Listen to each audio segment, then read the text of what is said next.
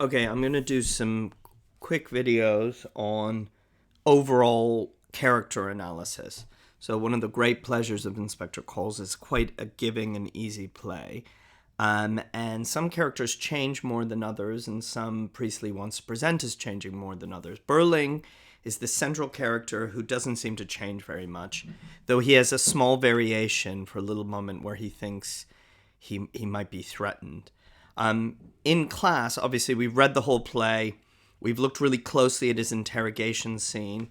There is a quick sheet I have which is very easily available anywhere on the internet. Just what are the key kind of moments and quotes for Birling. Really, it's about noticing structural change from Act 1 to 2 to 3.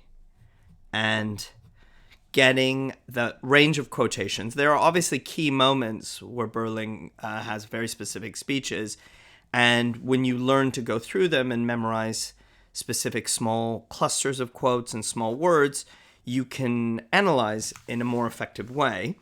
But right now what I'm going to try and do is give you an overall kind of interpretation of the character.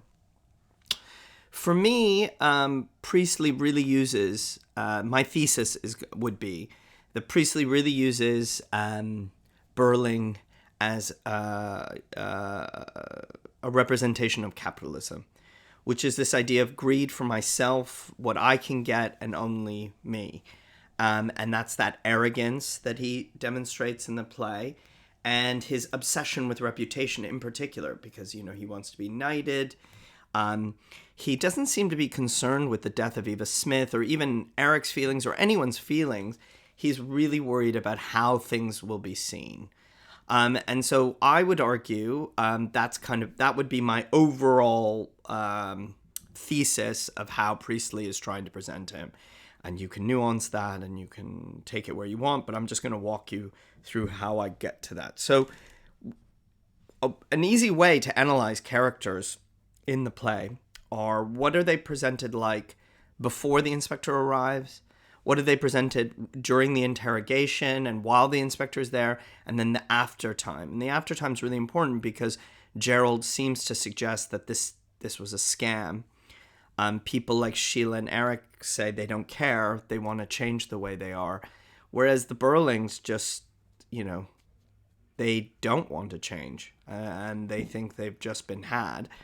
And Gerald is somewhere in between, though. Increasingly, I think he's more towards the Birlings than anything else. So before the inspector comes, the key thing that we see about him is that he makes all these ironic statements about...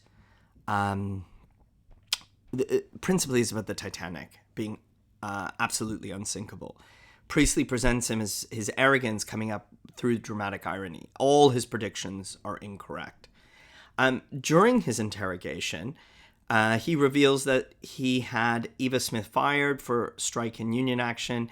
He doesn't approve of her seeking more money. And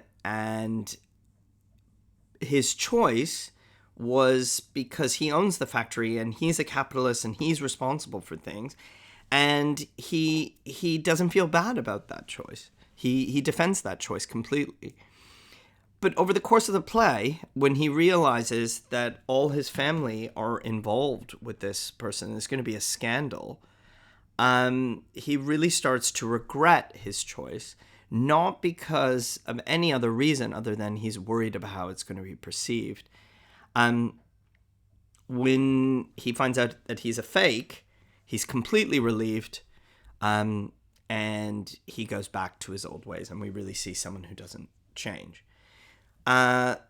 These are not topic sentences. These are just moments in the play to help initiate Priestley's grand interpretation, or what I'm giving you as a thesis. These moments are crucial to a Birling analysis essay. If I was going to talk about context, the key context I would look at principally would be the strikes. So remember, the play's written in 1945. It premieres in the Soviet Union, but it takes place in Edwardian England in 1912, prior to large strikes in England. And what you see is this arrogance that Birling has, that the workers don't get to decide what they should be paid or their rights. And he has this complete arrogance that economic relationships will be completely sorted out. And it's quite pointed the way striking is portrayed in and through Birling. Another context I think is important is this is in 1912, just before the First World War, but the play premiered right after the Second World War. And in many ways, what Birling's arrogance, his financial arrogance, his reluctance to think about socialism, his reluctance to think about growing war tensions in Europe, represent that arrogance and that complete blindness of the Edwardian period where disaster was coming and the rich had no idea, and they were going to use the poor for fodder for war. We really get that context as well. And of course, as I've said, this is a play that critiques, mocks capitalism. It was premiered in a communist country in 1917. There was the Russian Revolution, ostensibly offering another economic model. We could debate the ins and outs of that, but for our purposes, in a literature essay on Priestley's play, it's very simplistic kind of capitalism bad, communism good, or socialism good. And Birling represents that capitalist mentality of all economic gains for the owner. Workers rent themselves and they get what they can get. At the center of the play, I would argue, is a key debate between Birling and the inspector about responsibility. Birling refuses in any way to take any kind of responsibility, whereas the inspector feels we are all in this together. And this kind of debate of ideas is how the play unfolds. He thinks, I think the whole play could be encapsulated in that one quote of him thinking the Titanic is absolutely unsinkable. You should go through your own list and try to look at really carefully what are quotations, what are moments that really demonstrate this character of Birling. All right.